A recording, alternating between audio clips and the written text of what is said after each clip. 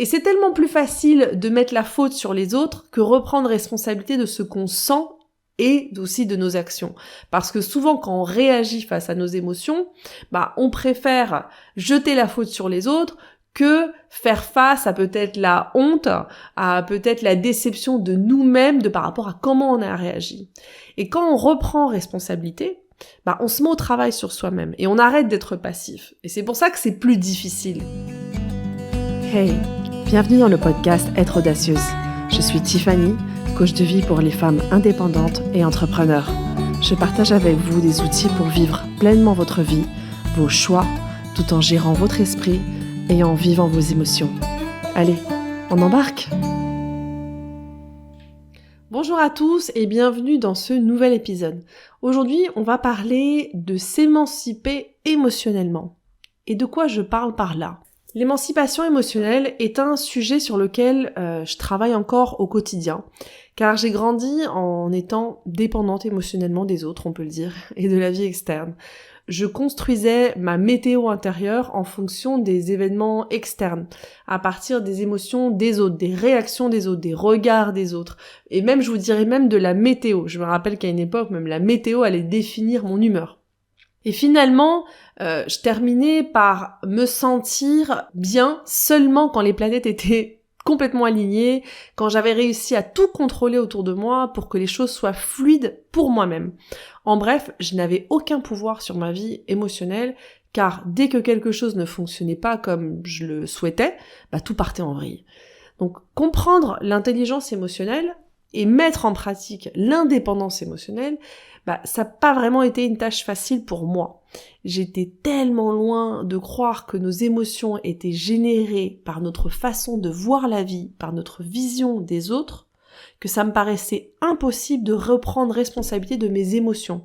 Et encore aujourd'hui, je me surprends à jeter la faute sur les autres de ma météo intérieure. Et d'ailleurs, je me suis même surprise hier soir à me fâcher contre mes enfants parce qu'ils n'allaient pas au lit, et en pensant que c'était eux qui m'énervaient, mais en réalité, ce qui m'énervait, c'était moi qui avais prévu de faire autre chose une fois qu'ils se mettaient au lit, et ça n'avait rien à voir avec eux qui avaient décidé de prendre leur temps pour s'endormir. Et c'est tellement plus facile de mettre la faute sur les autres que reprendre responsabilité de ce qu'on sent et aussi de nos actions. Parce que souvent, quand on réagit face à nos émotions, on préfère jeter la faute sur les autres que faire face à peut-être la honte, à peut-être la déception de nous-mêmes par rapport à comment on a réagi. Et quand on reprend responsabilité, on se met au travail sur soi-même et on arrête d'être passif. Et c'est pour ça que c'est plus difficile. Donc, ça veut dire qu'on doit se bouger et ce n'est pas toujours simple, comme je vous disais, de faire face à ce qu'on pense. Ça demande de l'authenticité, mais aussi ça demande de la compassion pour pouvoir rediriger son état d'esprit vers des pensées plus utiles au lieu de se blâmer parce qu'on n'aurait pas dû agir de telle ou telle façon. Donc c'est un travail qui n'est pas simple, mais ça en vaut vraiment le coup, car nos émotions sont le moteur de nos actions, et donc des résultats que nous avons dans notre vie. Et est-ce que vous ne pensez pas que c'est une raison suffisante pour se mettre au travail ? Donc aujourd'hui, je vais vous expliquer qu'est-ce qu'est l'indépendance émotionnelle, comment mesurer son indépendance émotionnelle et tout particulièrement quand nous la mettons face aux autres, quand on se relationne avec les autres personnes, et comment s'émanciper émotionnellement. Donc s'émanciper émotionnellement consiste à assumer à 100% la responsabilité de ses émotions. Ça consiste à ne plus faire des reproches aux autres et aux situations externes, comme je vous disais il y a quelques minutes, pour justifier vos émotions négatives, mais aussi positives. On a grandi avec cette croyance que les autres ou les situations externes étaient la cause de nos émotions. Or, nos émotions sont provoquées par ce que nous pensons des actions des autres et ce que nous pensons des circonstances externes. C'est d'autres nos visions du monde qui génèrent nos émotions. Et nous avons tous cette habitude de jeter la responsabilité sur les autres de comment on se sent.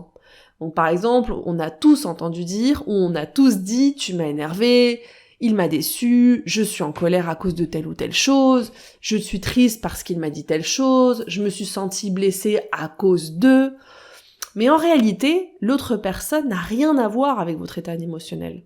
Vous générez vos émotions à partir de ce que vous pensez sur les actions des autres. Lorsqu'on donne la responsabilité de ses émotions aux autres, à l'externe on va dire, on s'offre de l'impuissance, car nous n'avons aucun contrôle sur les autres et sur les faits externes.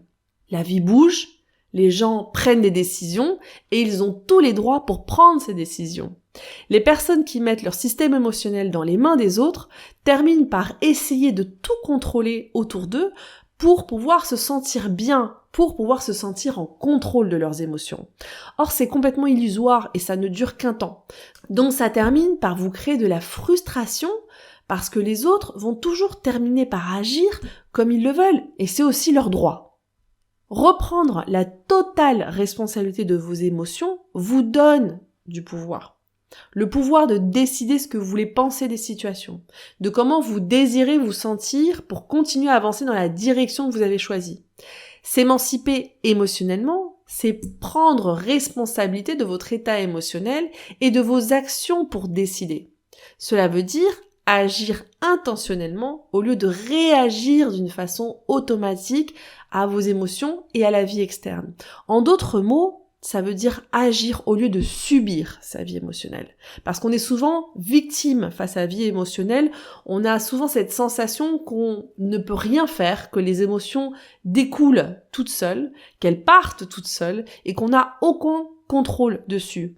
Alors je vais faire une petite parenthèse en vous renvoyant à l'épisode numéro 3 où je parle de carburant émotionnel. L'émotionnel découle toute seule, oui, mais à partir de votre état d'esprit. Donc quand on est victime de ses émotions, ça veut dire que d'un premier lieu, on est victime de sa façon de penser. Ça veut dire qu'on fonctionne dans la vie en mode automatique. Et là aussi, je vous invite à écouter l'épisode juste précédent où je parle du modèle de pensée, parce que vous avez le choix de créer un état d'esprit beaucoup plus utile au type de personne que vous voulez être, au type d'objectif que vous voulez atteindre.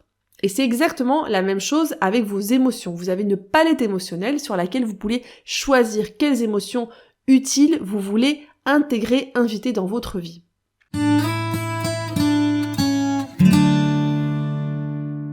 Donc maintenant que vous avez compris de quoi je parle quand je parle d'indépendance émotionnelle, l'idée c'est que vous puissiez mesurer votre indépendance émotionnelle comme outil pour, d'une part, apprendre à vous connaître, mais aussi pour comprendre votre relation aux autres.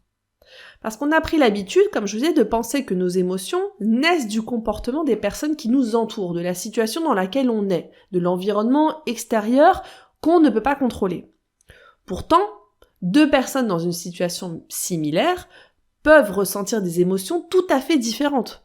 Est-ce que vous avez déjà constaté que vos pairs ne ressentent pas forcément la même chose dans des situations comparables, que ce soit même une situation positive, comme une nouvelle opportunité, une situation qu'on pourrait décrire comme, pour certains négative ou certains d'autres positifs, d'une perte de travail, d'un chômage, d'un deuil, d'un feedback négatif, d'un conflit. Ce que je veux vous dire aujourd'hui, c'est que si vous ne ressentez pas la même chose, ce n'est pas parce que les situations sont différentes, mais parce que votre façon de penser la situation est différente. L'histoire que chacun se raconte au sujet des situations provoque en lui les émotions qu'il ressent. Et c'est pour ça qu'il y a autant d'émotions différentes que de personnes différentes face à une même situation. Donc lorsque votre vie émotionnelle dépend des autres, vous essayez de contrôler leurs actions afin de ressentir ce que vous désirez. Et ainsi vous donnez le pouvoir aux autres pour votre propre vie émotionnelle. Est-ce que c'est quelque chose qui résonne avec vous? Est-ce que vous arrivez à observer dans quel domaine vous dépendez émotionnellement des autres? Et d'ailleurs, c'est exactement ce que je vais vous inviter à faire pour mesurer votre indépendance émotionnelle. Pour la mesurer, on observe son fonctionnement et on se pose des bonnes questions. Par exemple, est-ce que vous essayez de contrôler les personnes autour de vous pour avoir une certaine stabilité émotionnelle? Est-ce que votre météo intérieure dégringole face aux contretemps? Est-ce que vos performances sont liées aux actions des autres? Est-ce que vous subissez votre vie émotionnelle? Est-ce que vous êtes victime d'elle? Est-ce que vous réagissez face aux actions des autres? C'est toutes ces questions qui vont vous aider à commencer à prendre conscience de votre relation émotionnelle avec vous-même, mais aussi avec les autres. S'émanciper émotionnellement, ça permet de redonner le pouvoir à chaque joueur de la partie et donc que chacun reprenne responsabilité pour ce qu'il sent. En d'autres mots, l'indépendance émotionnelle, c'est un cadeau qu'on se fait pour soi-même, mais aussi pour les autres. Cela veut dire qu'on ne prend plus responsabilité des émotions des autres. Alors attention, ça ne veut pas dire qu'on se quitte d'empathie et qu'on ne reconnaît pas les émotions des autres. Ça ne veut pas dire que c'est une excuse pour essayer de blesser intentionnellement les autres. Bien au contraire. Quand on construit une relation avec ses émotions et qu'on les reconnaît, on est beaucoup plus à même de reconnaître les émotions des autres, de les valider sans pour autant de prendre la responsabilité ou essayer de gérer les émotions des autres. Car l'empathie, c'est reconnaître que la personne face à vous a son propre système émotionnel, que vous le respectez, que vous le reconnaissez. Ça ne veut pas dire que vous gérez ses émotions.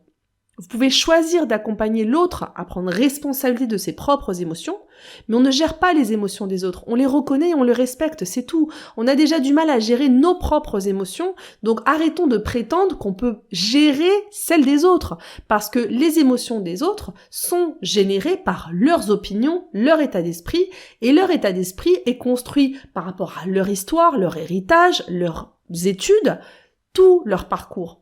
Donc, c'est impossible que vous puissiez décoder les émotions des autres. Commencez déjà à essayer de décoder les vôtres. Votre responsabilité est d'être le type de personne que vous voulez être face à toutes les situations de la vie et de choisir comment vous voulez agir. Donc, dans les relations avec les autres, la clé, comme je vous disais, n'est pas de gérer les émotions des autres, mais que vous rencontriez l'intérêt de l'autre en prenant la responsabilité de votre propre émotion. Et c'est exactement comme ça qu'on va conduire son émancipation émotionnelle. Par exemple, pour moi, ça veut dire que j'assumerai l'entière responsabilité de ce que je ressens et j'assumerai la responsabilité de la façon dont j'agis en conséquence. Et je finis par prendre une décision sur ce que je veux ressentir face aux situations externes. Donc lorsque vous prenez responsabilité de vos émotions, vous pouvez amener de la curiosité pour comprendre quel état d'esprit a généré vos émotions et décider comment agir en conséquence. Agir au lieu de subir vous permet de gagner du pouvoir sur votre vie émotionnelle. Ça vous permet de reprendre de l'autorité sur elle. Comme mise en pratique, je vais vous inviter à observer votre vie perso et pro. Où est-ce que vous rejetez la faute sur les autres ? Dans quelle situation vous ne prenez pas responsabilité de vos actions et émotions ? Qu'est-ce qui serait différent si vous preniez la responsabilité de vos émotions ? Parce que la première étape de tout changement est la prise de conscience. Cette prise de conscience vous invite à reprendre responsabilité de vos émotions. C'est désagréable, oui peut-être, car on rejette toujours la faute sur les autres puisque c'est plus facile. Donc l'idée, c'est pas maintenant de commencer à rejeter la faute sur soi-même et se mettre des coups de bâton, mais plutôt de reconnaître ses émotions d'une pour ce qu'elles sont, reconnaître la pensée, l'opinion qui a généré cette émotion, et vous allez commencez à observer que souvent, les pensées sont du type « il n'aurait pas dû faire telle ou telle chose, il m'a manqué de respect, il ne voit pas que je suis déjà assez débordée, elle ne se rend pas compte qu'elle devrait faire telle ou telle chose, elle aurait dû y penser ». Donc en général, vos pensées sont intimement liées au manuel que vous avez pour les autres et pour les situations. Un manuel est un guide d'instruction sur comment devrait agir telle ou telle personne, y compris de vous. Si vous ne savez pas de quoi je vous parle, je vous invite à écouter l'épisode numéro 12 où j'aborde l'idée de lâcher prise avec son manuel. Donc, si les autres ne sont pas la cause de vos émotions négatives et positives, ça veut dire qu'il ne reste plus que vous. Vous, responsable et générateur de vos émotions. Vous, comme personne qui décide intentionnellement des émotions que vous voulez ressentir face à toutes les situations de votre vie. Parfois, vous en porterez. Et c'est aussi normal, car vous êtes un être humain qui fait des erreurs. On en fait tous. Et vos erreurs sont de nouveaux points de départ pour décider quelle personne vous désirez être. Vos erreurs sont une opportunité pour vous renforcer en tant que personne en prenant responsabilité de vos émotions. Vos réactions ne vous définissent pas tant que vous prenez responsabilité d'elles pour définir par la suite comment vous voulez agir. S'émanciper émotionnellement, c'est reprendre de l'autorité sur sa vie émotionnelle. C'est agir pour être la personne qu'on souhaite être pour soi et pour les autres. Quel type de personne vous voulez être pour vous? Quel type de maman, de papa? Quel type d'entrepreneur, de manager, de collaborateur? Quel type d'ami vous voulez être? Cela prend plus d'efforts, oui, mais vous avez le choix d'être qui vous voulez être. Et ça en vaut la peine. Vous avez le choix de ne plus donner du pouvoir aux autres sur votre vie émotionnelle et d'être un exemple pour eux, pour qu'ils reprennent responsabilité de leur vie interne. Vous avez la possibilité de reprendre de l'autorité sur votre vie émotionnelle.